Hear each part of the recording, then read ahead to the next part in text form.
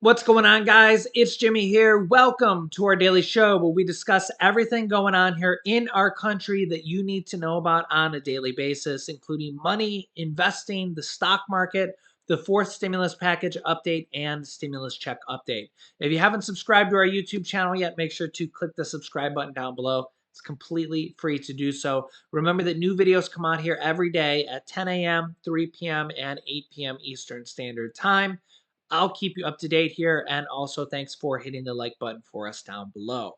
Well, Putin has now pretty much officially taken Mariupol, and well, there's not really anything left of it. It's pretty much just ruins at this point. And I think most people are coming to grasp here that as they take their first kind of major city, it seems very unlikely that they could take the entire country of Ukraine, as it's taken them this long to take one city and really to take that one, facility there. How is it even possible for them to take an entire country and hold it and hold it? And what's interesting here is that look at what Kremlin spokesperson Dmitry Peskov said on Tuesday that, quote, everything is going to plan. There's no doubt that all the objectives will be achieved, the RIA news agency reported. But in an unusually critical commentary on Russia's main television channel this week, a prominent military analyst said that Russians should stop swallowing, quote, informational tranquilizers about what Putin calls a special military operation. Yeah, you think? With the increasingly flows of U.S. and European weapons supplies to Ukrainian forces, quote, the situation will frankly get worse for us, aka the Russians, said a retired colonel. And as you can see here, Russian soldiers accused, well, a Russian soldier accused of shooting an unarmed civilian on a bicycle is the first to go on trial for war crimes in Ukraine as a start of what is yet to come here in the future, showing that they're going to be held accountable potentially one by one here in the future. And yeah, it'll be interesting to see what happens here going forward, as well, it's not just going to be necessarily them following orders, as many, many more may be held on trial. Yeah, let me know your thoughts here in the comments. And remember that potentially all of Russia and maybe even Putin himself may undergo potential crimes or prosecution from the International Criminal Court, the ICC. You can see here the U.S. supports effort to prosecute Russians for alleged war crimes. You can see this headline here. Is Putin likely to face the ICC over Russia's actions in Ukraine? The International Criminal Court is investigating Russia's president over possible war crimes in Ukraine. And if the ICC makes an actual ruling against Russia or Putin or anything against Russia, this could mean a severe, severe punishment against their country and a statement to the world going forward. This could further sanction them even worse, cut them off even worse than they're being cut off from the rest of the world right now. This comes as the United States has gone one step closer to advancing the $40 billion Ukraine aid package in the Senate. It's not fully passed yet, but they have advanced it in the Senate. Yeah, and you can see here they overwhelmingly advanced the $40 billion Ukraine aid package that passed in the House last week, but was stalled when they tried to voice vote pass it. That you needed unanimous consent when Senator Rand Paul blocked it. I showed you his video speech on that a few days ago. So now they went to an actual vote. Senators voted 81 to 11 to end debates on a motion to proceed to legislation, now setting up a final vote on the bill for later in the week. So 81% of senators approve of this. So it will go to a final vote here later in the week, and is highly likely to pass here with 81% of senators already voting to end debate on this motion here. 11 Republicans voted no on it at this point. And remember, it had already passed in the House here as well. Now, some Republicans are questioning the size of the package, saying, quote, it's an important test of Republican support for continued U.S. humanitarian and military assistance for Ukraine after several prominent Republican voices, including former President Trump, questioned the size of the $40 billion package. I honestly think that if Trump was the president, this probably wouldn't be the case. But I just think that because Democrats are in control, that this is probably the case. It's just kind of politics, you know. But Senator Bill Hagerty announced before the vote that they would not support it, saying, quote, I certainly don't have anything against Ukrainians. We want to see them win, but pumping more aid into the country when we're not taking care of our own country, the best thing that President Biden could do is stop the war that he waged on the American industry. Quote, I know that there are other senators that are thinking very hard about this right now. Trump issued a statement Friday criticizing Congress for moving an aid package for Ukraine at a time when parents in the U.S. are having trouble finding baby formula on store shelves due to a shortage of supply. But really, the two are not related at all. Trump said the Democrats are sending another $40 billion to Ukraine, yet America's parents are struggling to even feed their children. I mean, I get it, but you have to realize here that, like, I think Mitch McConnell takes a very good, and I like to look at these things as a realist point of view here. And I think Mitch McConnell, he's a Republican through and through. He's been a Republican forever. He criticizes Biden all the time here, but he's taken a pretty realistic stance here on Ukraine. Putin is he's an enemy to the United States through and through, and you can't just let him run amok over there and take over country after country after country like he's kind of already done. Sort of, he took over Crimea, and now he wants to do with Ukraine. They've already stated plans to take over Moldova. I mean, this is very similar to what Hitler did. Okay. If you just look at the similarities, and this is why the United States is not the only country doing this. I mean, Europe, Switzerland, Sweden, Finland, all these, Japan, even all these other countries are sending aid to Ukraine, military supplies and everything, because, I mean, when you look at the United Nations votes, it was an overwhelming vote against Russia because what they're doing is just ridiculous. It's crazy.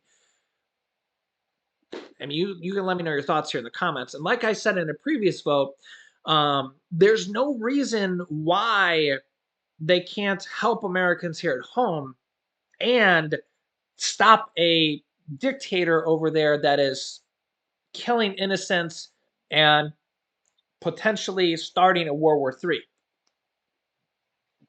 It's just crazy.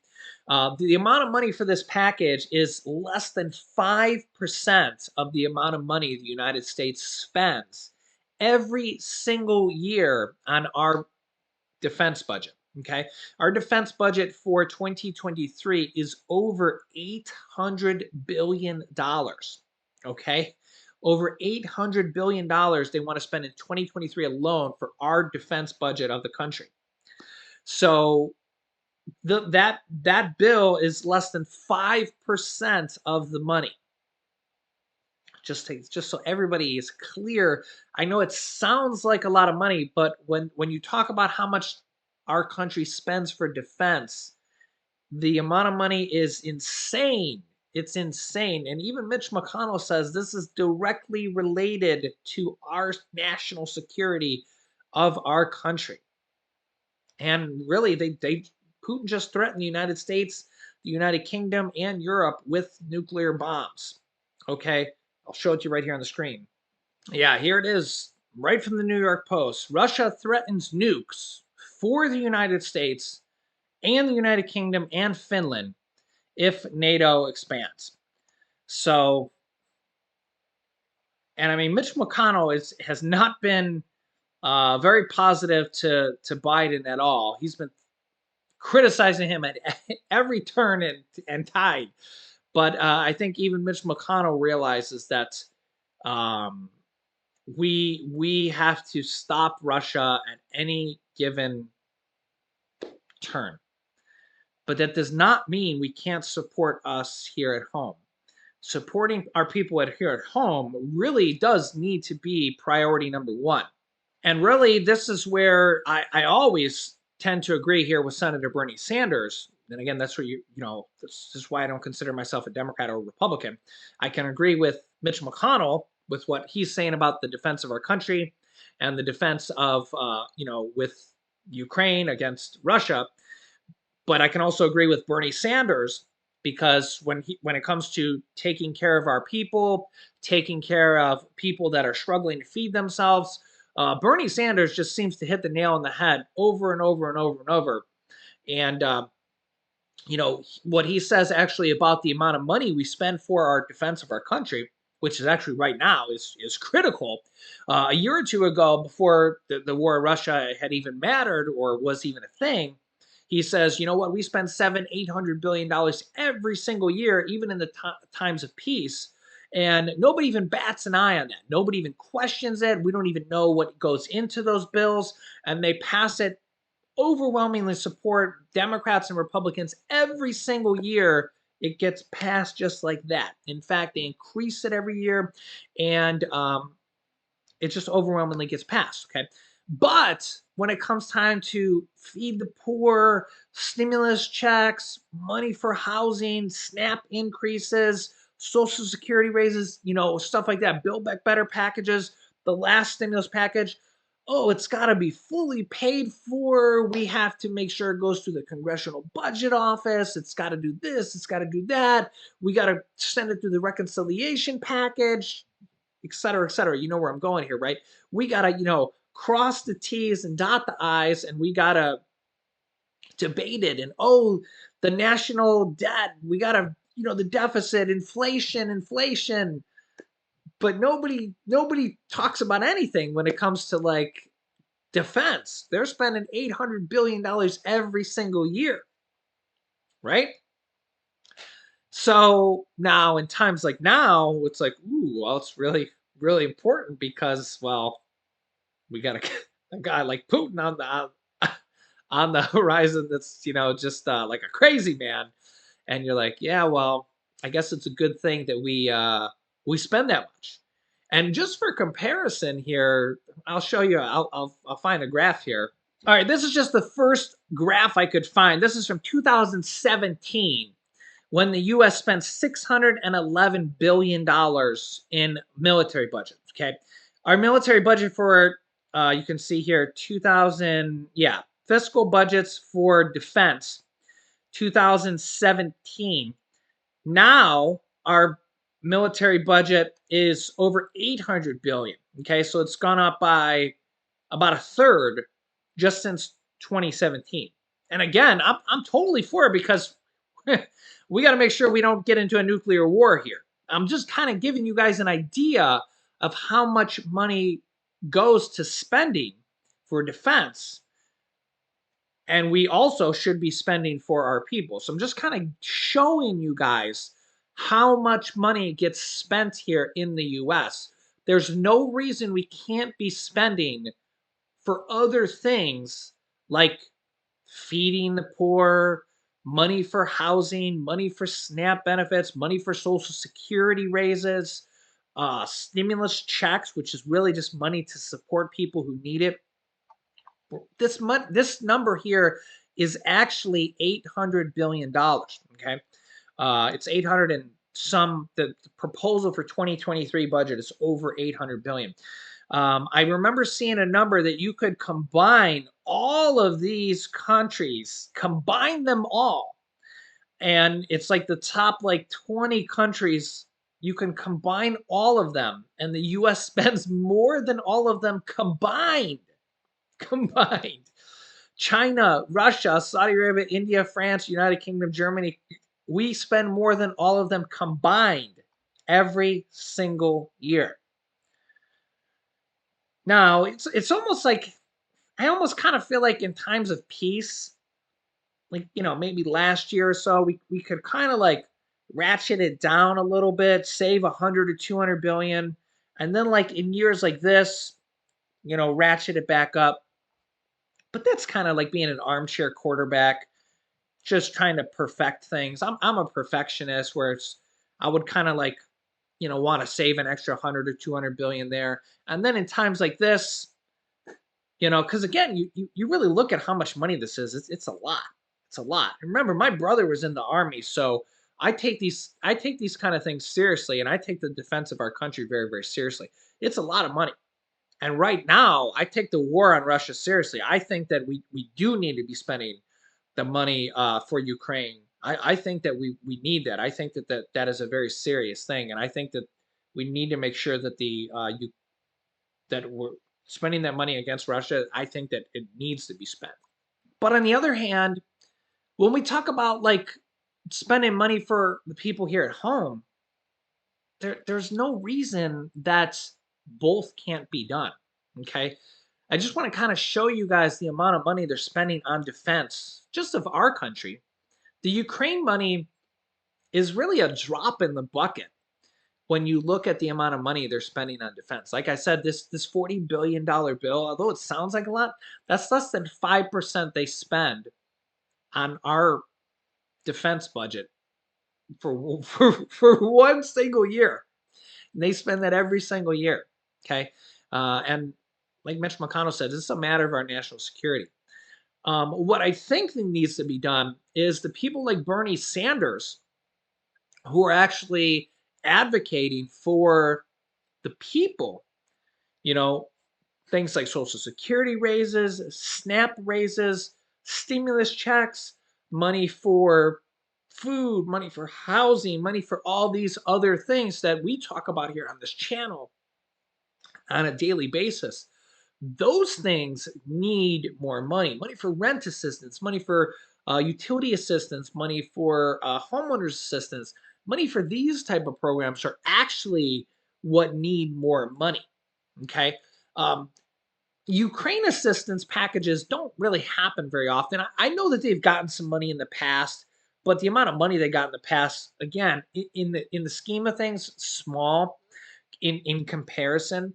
Um, but right now, in the war, with the war going on, look at what is going on. Look at what is happening to them. They're literally getting bombs dropped on them. Okay, and again, when we think about what is happening with Putin and the war, we don't want that to drift over here to us in the US. So it's almost like they're fighting the war for us, right? And if it actually happened here in the US, think about how much money would be spent then and what would happen. The stock market would collapse. Remember, 56% or more of the United States Americans have money in the stock market with their pensions and their 401ks. Um, Yeah, think about how much money would be lost if the U.S. And honestly, if Putin's he's such a loose cannon that I feel like him using a nuke is just so he could he could just do it at any given time. The question is, would we be able to shoot it down? We don't even want to go there, right? We don't even want to go there. So like this money is, in my opinion, well spent. What needs to be done is we just need to have more money spent for us here Americans. Let me know your thoughts here in the comments. And I've seen a lot of really good comments here in the comments section. That's what I love about our YouTube family and our community here. So let me know your thoughts in the comments. I'll keep you up to date here. As always, tweet your senators and your representatives, your governors, your elected officials. I wish I was your elected official. Unfortunately, I'm not. But if you want to make your voice heard, in the comment section, or call, email, and tweet your representatives. Yeah, so they're your elected officials. So let your voice be heard. So I'll keep you up to date here. Remember, new videos come out here every day at 10 a.m., 3 p.m., and 8 p.m. Eastern Standard Time. Make sure to subscribe down below to our YouTube channel. It's completely free to do so. You can click here to watch my newest video next. And you can click here to see my big stimulus check video that I just did here recently. Click on one of those videos next. Thanks for watching, guys, and I'll see you in the next video.